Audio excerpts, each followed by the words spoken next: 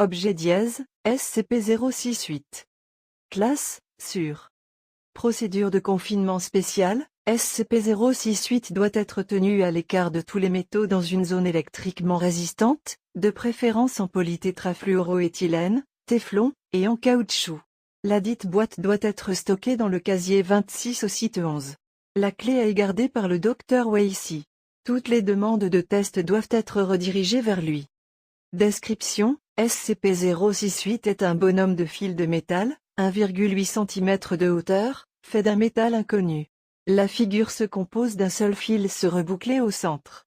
Le fil lui-même semble avoir été courbé à plusieurs reprises à plusieurs endroits. Quand un courant électrique est introduit dans SCP-068, celui-ci s'anime, et se déplace tout seul.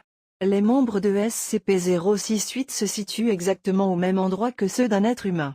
Une fois activé, SCP-068 commence à chercher tout matériau métallique. Une fois qu'un métal a été trouvé, SCP-068 va commencer à pétrir et retirer une bande mince de métal hors tension. SCP-068 va alors construire un autre modèle semblable à lui-même. La figure nouvellement créée va commencer à pétrir le métal restant aux côtés de l'original, en créant de nouveaux modèles, qui à leur tour, produisent plus de répliques. SCP-068 débutera la deuxième étape de son fonctionnement s'il n'y a plus assez de métaux aux alentours pour créer d'autres répliques de SCP-068, ou si le nombre maximum de répliques, qui s'élève à 102, a été créé. Lors de la seconde étape, toutes les répliques convergent en un point afin de se regrouper et former une réplique aussi grande que possible.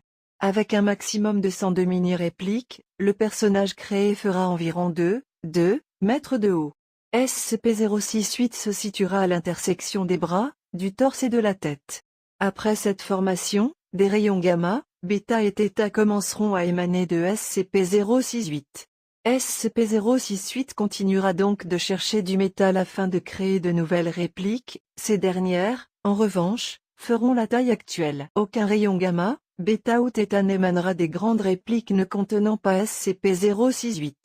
Si le personnage métallique contenant SCP-068 n'est pas à sa taille maximum, il continuera à créer des mini-répliques pour les rajouter, jusqu'à ce que le personnage soit constitué de 102 répliques, SCP-068 non inclus.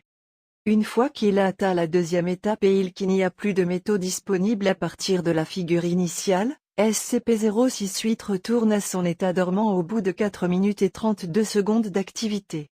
Les matériaux entourant la figure originale doivent être fondus dans le but de récupérer 068. SCP-068 est capable de pétrir et manipuler tout métal qui lui est présenté, quelles que soient ses propriétés. Il semble également être imperméable à toute tentative visant à l'endommager ou le détruire. Cependant, les copies de SCP-068 possèdent les mêmes propriétés et vulnérabilités que n'importe quel métal dont elles sont issues.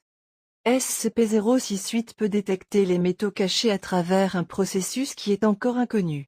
Alors que 068 ne tentera pas d'atteindre les métaux qui sont trop difficiles à trouver, il va déchiqueter tout ce qui est assez mou pour que ses membres pénètrent. Ce qu'il considère comme assez mou change en fonction de la constitution de 068. Addendum 068-A, une proposition a été faite pour utiliser SCP-068 contre des SCPS métalliques dangereux. Addendum 068-B, s'il vous plaît consultez le document 068-A. Document dièse 068-A, la proposition de l'utilisation de SCP-068 contre des SCPS métalliques dangereux a été refusée. Sachant que tous, ou presque tous les SCPS métalliques dangereux que nous possédons sont également invincibles, la seule chose que l'on aurait serait un tas de bonshommes invulnérables courant dans tous les sens. Sérieusement, qui a proposé un truc pareil? Dr. Weissy.